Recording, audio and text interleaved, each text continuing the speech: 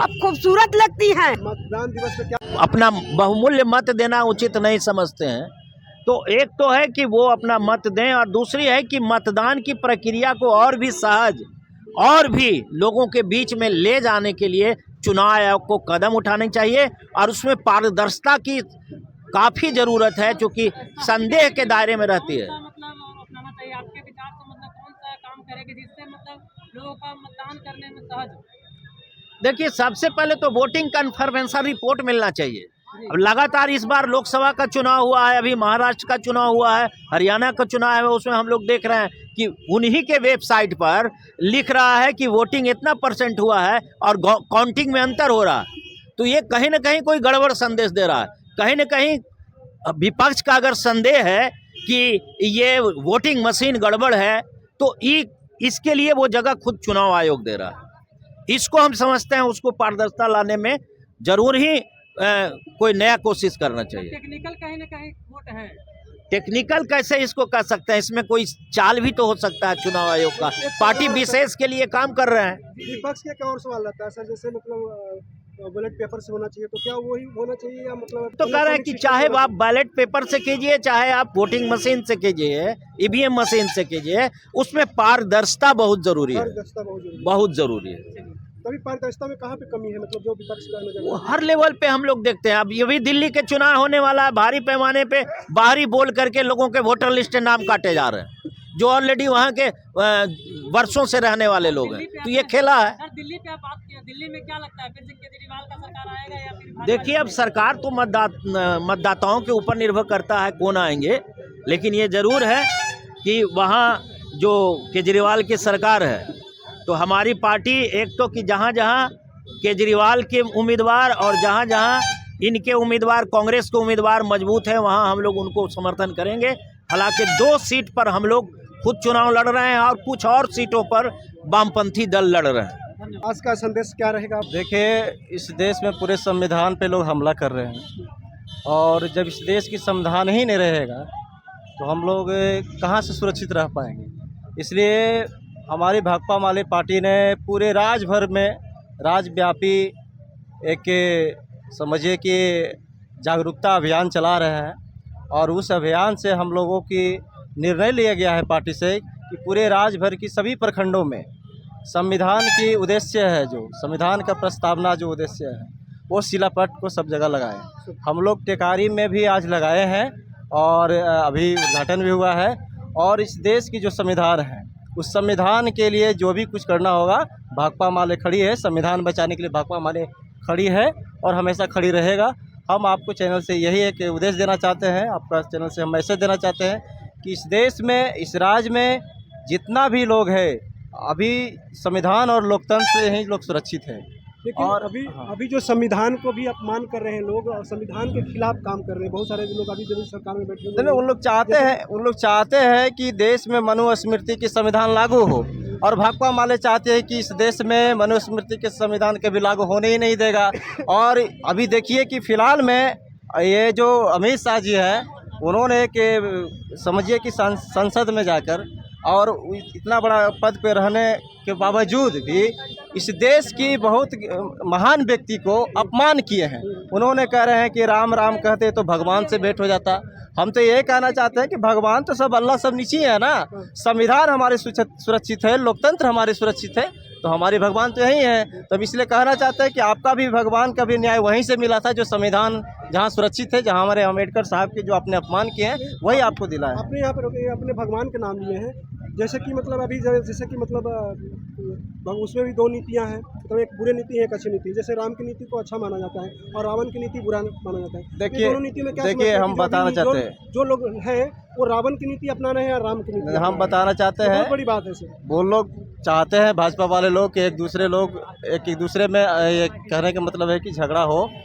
ये राम के मानने वाले लोग हैं, राम के माने सबको मानते हैं। राम कोई थोड़े बोले थे कि किसी को कोई गलत करो, वो या थोड़े बोले थे कि किसी गलत रास्ते पे जाओ, ऐसा नहीं है। लेकिन हम लोग कहते हैं कि वैसा कुछ है नहीं, और राम के नाम पर लोग दंगा फैलाते हैं, राम के नाम पर लोगों को एक दूसरे से झगड़ा करवाते हैं। हम संदेश देना चाहते हैं इस देश को, और हम इस राज्य को कहना चाहते हैं कि हमारे संविधान के लिए, इस लोकतंत्र के लिए आप लोग खड़ी रहें। और संविधान लोकतंत्र जिंदा है तो हम लोग सारे जीव जिंदा हैं। हम ये देना चाहते हैं। बहुत बहुत धन्यवाद। दिवस पे क्या बोल मतदान दिवस पर तो यह कहना है कि मतदान की जागरूकता हम लोग घर घर में बताते ही हैं कि अपना मतदान जरूरी है करने के लिए, लेकिन हम जो देख रहे हैं कि आज भी मतदाताओं के बीच में जा कर के या हिंदू मुस्लिम सिख ईसाई की बात कह करके और देश पर राज करना चाहती है।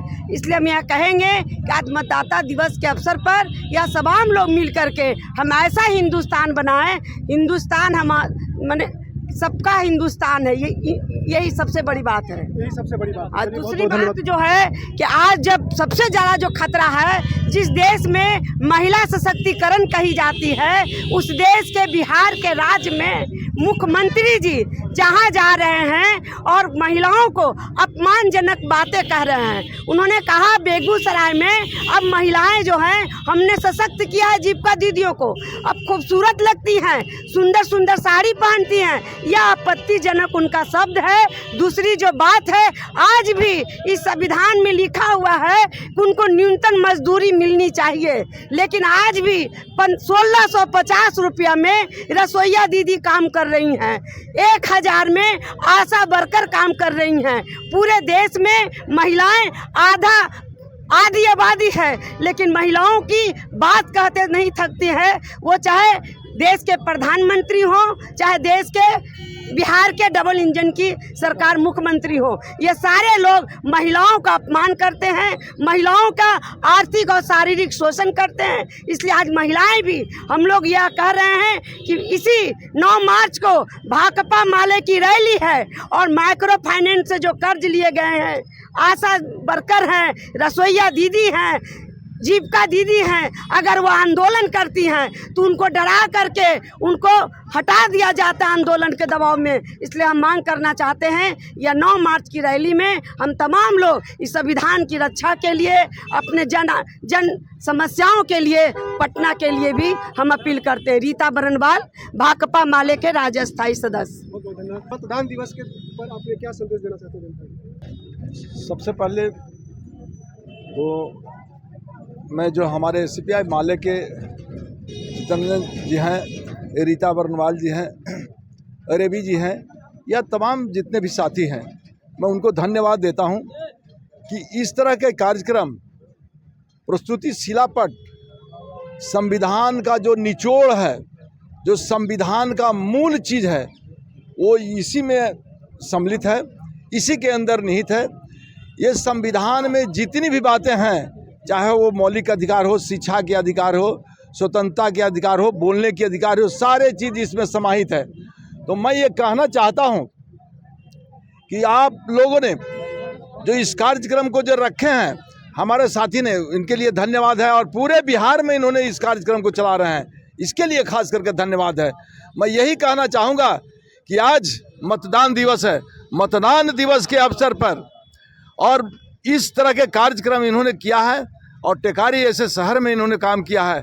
आज तक किसी ने सोचा भी नहीं था कि संविधान, बहुत से आज भी लोग हैं जो प्रस्तावना है, जो शिलापट लगा है, उस पर बहुत से लोग अभी भी हमसे बात कर रहे थे, ये समझ नहीं पा रहे हैं कि यह क्या चीज़ का शिलापट लगाया जा रहा है। मैंने बताया कि अगर देश चल रहा है, अगर तुम घूम रहे हो, अगर तुम्हारा बोलने की अधिकार है, तो यही शिलापट में जो लिखा हुआ है उसी के तहत तुम चल रहे हो। आज भले ही विपक्ष लोग या जो सामंती लोग हैं वो भले ही इसका विरोध कर रहे हैं, भले ही इसका संविधान का विरोध कर रहे हैं, लेकिन मैं उनको भी ये कहना चाहता हूँ कि उन्होंने भी, अगर ये संविधान नहीं होता तो आज वो गृह मंत्री और प्रधानमंत्री और मुख्यमंत्री नहीं होते। ये संविधान का ही देन है कि आज वो मुख्यमंत्री और प्रधानमंत्री और गृह मंत्री हैं, वो भी इस चीज़ को विरोध करते हैं। आज मतदान दिवस के अवसर पर कहते हैं, आज कोई भी मत अगर अपना करता है, मत देता है, तो बटन से दे रहा है। अरे उसको पता चल रहा है, जैसी बटन दबाता है तैसी आंख मुना जाता है। तो मैं कहना चाहता हूँ कि मत जैसे होता था, वो कम से कम किसको मत दे रहा है, वो अपना हाथ से दे, बैलेट से दे, तबे हम समझेंगे कि हमारा मत सही जगह पर